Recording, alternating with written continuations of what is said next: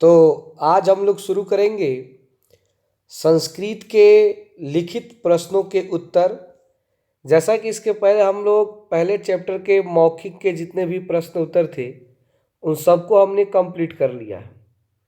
तो आज से हम शुरू करेंगे इसके लिखित प्रश्न उत्तरों को, उसे समझेंगे और लिखेंगे। ठीक है, तो चलिए हम लिखित का पहला सवाल देखते हैं कि क्या कह रहा है। पहला क्वेश्चन है एक पदेन, मतलब कि एक पद में, उत्तरम लिखत, एक पद में उत्तर लिखें। कितने पदों में उत्तर लिखना है जी?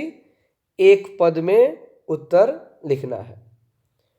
तो एक पद का अर्थ हुआ कि आपको एक शब्द से ज़्यादा शब्दों में इन प्रश्नों का उत्तर नहीं देना है, आपको केवल एक शब्द में ही उत्तर देना है। तो जैसा कि इसका पहला क्वेश्चन है, सत्यस्य मुखम केन पात्रेण अपिहितम अस्ति। सत्यस्य मुखम केन पात्रेण अपिहितम अस्ति, मतलब सत्यस्य का अर्थ होता है सत्य का, मुख, केन मतलब किससे, पात्रेण बर्तन से, अपिहितम मतलब ढका हुआ, अस्ति है, मतलब सत्य का मुख किस बर्तन से ढका हुआ है। सत्य का मुख किस बर्तन से ढका हुआ है। तो आप लोग पहले श्लोक में ही पढ़े हो कि हिरण्यमयेन पात्रेण सत्यस्य अपिहितम मुखम, मतलब कि आज जो है सत्य का मुख सोने के समान बर्तन से ढका हुआ है। तो सोने के समान बर्तन से ढका हुआ है, इसका अर्थ ये हुआ कि आज जो लोग हैं वो लालची हो गए हैं। वो हर एक काम में लालच को प्राथमिकता देते हैं।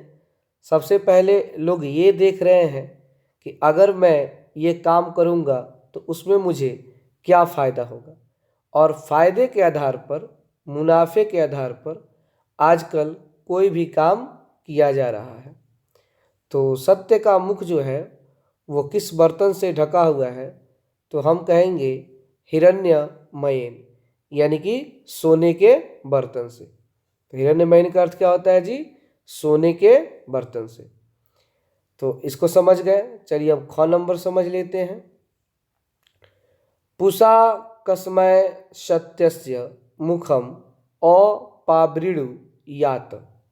ध्यान से देखेंगे, फिर पढ़ रहे हैं। पुषा कस्मय सत्यस्य मुखम अपावृणु यात, यानी कि इसका अर्थ हुआ कि पुषा कस्मय सत्यस्य, यानी कि सत्य जो है मुखम अपावृणु, मतलब ये जो हमारे मुख से किसको दूर करके केवल सत्य लाया जाए, मतलब पुषा कस्मय किसको दूर करके सत्यस्य मुखम अपने मुख पर सत्य को लाया जाए। तो हमारे मुख से, मतलब जो श्लोक हम लोगों ने पढ़ा कि हे भगवान आप मेरे मुख से, मेरे मन से असत्य को दूर कर दें और असत्य को दूर कर केवल सत्य और धर्म के मार्ग पर चलने के लिए मुझे शक्ति दे। तो यानी यहाँ पे जो श्लोक है उसके माध्यम से प्रभु से, भगवान से ये कहा जा रहा है कि हमारे पास जो असत्य है उसको दूर कर दिया जाए ताकि हम सत्य और धर्म के मार्ग पर चल सके। तो ख नंबर का उत्तर क्या लिखेंगे? असत्य। ग नंबर है कह महतो मह्यान अस्ति। कह महतो मह्यान अस्ति। कह मतलब होता है कौन, महतो मतलब होता है महान, मह्यान मतलब होता है से महान, अस्ति मतलब होता है।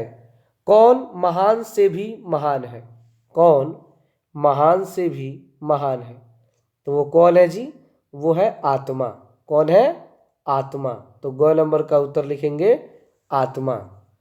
उसके बाद है घ नंबर, किम जयते, किसकी जय होती है। तो हम लोग पढ़े हैं सत्यमेव जयते, तो सत्य की जीत होती है। तो लिखेंगे सत्यस्य, मतलब सत्य की। किसकी जीत हो? तो सत्य की जीत हो। अंग नंबर है देवयान पंथा केन वितत अस्ति। देवता जो है यानी कि देवता यानी भगवान के पास पहुंचने के लिए हम कौन सा पंथ यानी कि कौन सा रास्ता है जिसको चुने, किस रास्ते पर अगर हम चलेंगे तो हम देव यानी कि भगवान तक पहुंच सकते हैं। तो वो मार्ग एक ही है, वो है सत्य का मार्ग। तो हम लिखेंगे सत्येन। क्या लिखेंगे? सत्येन। हम सत्य के मार्ग पर चलकर ही भगवान को प्राप्त कर सकते हैं। 6 नंबर है नदय के विहाय समुद्रे अस्तम गच्छन्ति। नदय के विहाय समुद्रे अस्तम गच्छन्ति। नदी क्या खोकर, विहाय मतलब खोकर, समुद्र में, नदी क्या खोकर समुद्र में अस्तम गच्छन्ति चली जाती है। यानी कि जो नदी है वो अपना क्या खो देती है समुद्र में मिलने के बाद। तो आप लोगों को बताया गया है कि नदी समुद्र में जब जाती है तो वह अपने रूप और नाम दोनों खो देती है। तो यहाँ पे हम लिख दिए हैं रूपम, नाम भी लिख सकते हैं। तो केवल एक शब्द में देना, इसलिए एक ही शब्द का प्रयोग करेंगे। तो नदी समुद्र में जाकर अपने रूप को खो देती है। किसको खो देती है जी? अपने रूप को खो देती है। 6 नंबर है साधक पुरुषम विदित्वा किम अत्येति। साधक, साधक मतलब जो साधना करने वाले, पुरुष मतलब लोग, विदित्वा किम अत्येति क्या प्राप्त करते हैं।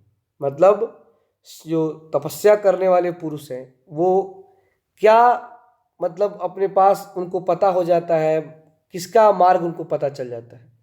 तो वो है मृत्यु का। उन्हें पता चल जाता है कि मनुष्य का जीवन क्या है, वह कितने दिन तक है और वो कैसे चलेगा। तो ये हमने जाना 1 नंबर के क्वेश्चन को टोटल। कल हम लोग 2 नंबर को जानेंगे, थोड़ा थोड़ा करके हम बताएंगे ताकि आप रोज का रोज याद भी कर सकें। कोई ज़्यादा चैप्टर इसमें नहीं है, केवल 14 चैप्टर हैं, तो एक चैप्टर तो इसमें अब लगभग समझिए ख़त्म ही हो गया। तो हम लोग आराम आराम से पढ़ेंगे, क्योंकि संस्कृत जो चैप्टर है वो थोड़ा टफ होता है। तो आराम आराम से पढ़ेंगे तो याद भी करने में हमें परेशानी नहीं होगी। तो चलिए एक बार फिर से हम आपसे सवाल पूछेंगे और आप सभी लोग एक साथ जवाब देंगे। तो चलिए पहला सवाल, आज सत्य का मुख किससे ढका हुआ है? ठीक है। हे भगवान मेरे मुख से क्या हटा दे? ग नंबर, महान से भी महान कौन है? किसकी जीत होती है? भगवान के पास पहुंचने के लिए कौन सा रास्ता है? नदी समुद्र में मिलकर अपना क्या खो देती है?